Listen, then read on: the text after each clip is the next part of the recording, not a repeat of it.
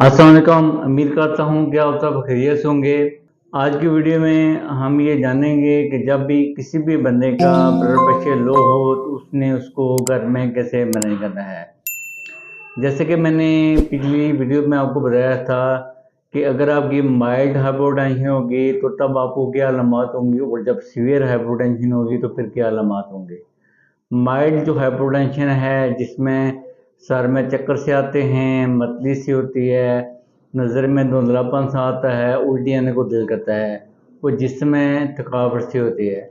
और जब आप अपना ब्लड प्रेशर चेक कराते हैं, अगर वो सिस्टोलिक ब्लड प्रेशर है वो 90 से कम हो और डायस्टोलिक ब्लड प्रेशर है वो 60 से कम हो, तो इसका मतलब है कि आपका ब्लड प्रेशर लो हुआ है। तब आपने इसके लिए क्या मैनेजमेंट करनी है। यूँ तो मुख्तलिफ़ किस्म की फैंसी अशिया अवेलेबल हैं जो कि हमारे ब्लड प्रेशर को जल्दी बढ़ा देती हैं, लेकिन मैं आपको उन चीज़ों के बारे में बताना चाहूँगा जो कि आपके घर में इजीली अवेलेबल होती हैं। सबसे पहले ये है कि जो सिंपल प्लेन वाटर होता है उसकी आप इंटेक करें। ये कहा जाता है कि जो हमारा खून का ज़्यादातर हिस्सा होता है उसके अंदर पानी पाया जाता है, तो जब हमारे जिस्म से पानी की कमी होती है उसके बदले में भी हमारा ब्लड प्रेशर है वो कम होता है। तो जब हम सादा पानी पिएंगे उसके साथ भी हमारे ब्लड प्रेशर में बेहतरी आएगी। दूसरा ऑप्शन है जो कि इजीली हर घर में अवेलेबल होता है, वो आपका पानी है उसके अंदर आप नमक डाल के इस्तेमाल कर लें, वो भी ब्लड प्रेशर को बढ़ाने के लिए कारआमद है।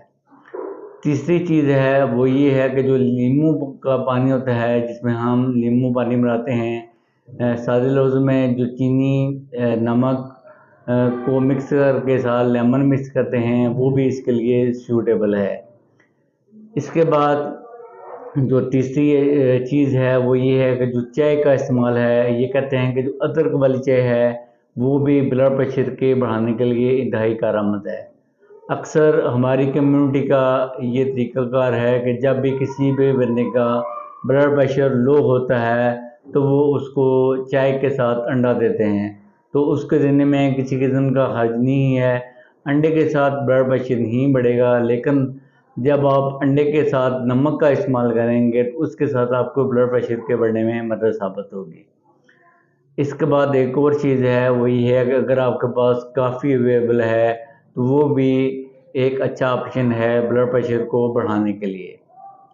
इसके बाद जब आपको सीवियर हाइपोटेंशन हो, जिसमें आप बेहोशी की सूरत तारी हो रही हो या बेहोश बंदा हो, उस सूरत हाल में आपने क्या मैनेजमेंट करनी है।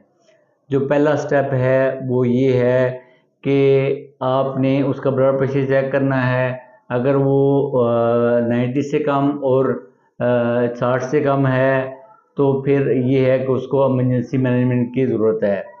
पहले स्टेप में आप उसको, अगर ज़मीन में के ऊपर स्पेस अवेलेबल है या फिर बेड है करीब, तो आप करें कि सीधा उसको लिटाएं और उसकी जो टांगें हैं उसको आपने एलिवेट कर लेना है। ये कहते हैं कि जब आपने टांगें एलिवेट करनी हैं जो आपका दिल का लेवल है उस तक लेके जाएं। इस बात का ख्याल रखना है कि अगर उस बंदे को किसी बैक बोन इंजरी है या फिर और बैक का इशू है तो आपने इसे अवॉइड करना है। दूसरा ये कि अगर उसने टाइट कपड़े पहने हुए हैं, अगर कोई ऐसी एरिया है ये एरिया टाइट है, इसको लूज़ करना है और चेस्ट को भी लूज़ करना है ताकि उसको हवादार एरिया में लेके आना है। इस बात को आपने यकीनी बनाना है कि जब भी बंदा बेहोश हो तो बेहोशी की सूरत में उसके मुंह में पानी नहीं डालना, क्योंकि जब आप उसके मुंह में पानी डालेंगे तो ये बहुत ज़्यादा चांसेस होते हैं कि सीधी पोजीशन में उसके फेफड़ों में पानी चला जाए, जिसके साथ एस्पिरेटरी निमोनिया होगा, जो कि उसके लिए बहुत ज़्यादा परेशानी का बायस बनेगा।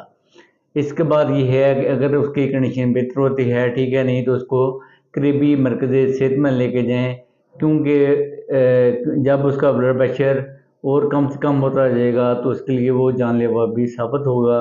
फिर हॉस्पिटल में उसकी मुख्तलिफ मैनेजमेंट होती है, जैसे कि नॉर्मल सैलाइन होता है या और कोई फ्लूइड होता है, रिंगर अवेलेबल है वो लगाते हैं, जिसके साथ उसके इलेक्ट्रोलाइट्स का बैलेंस स्टेबल होता है और उसका जो ब्लड प्रेशर है वो इम्प्रूव होता है। शुक्रिया।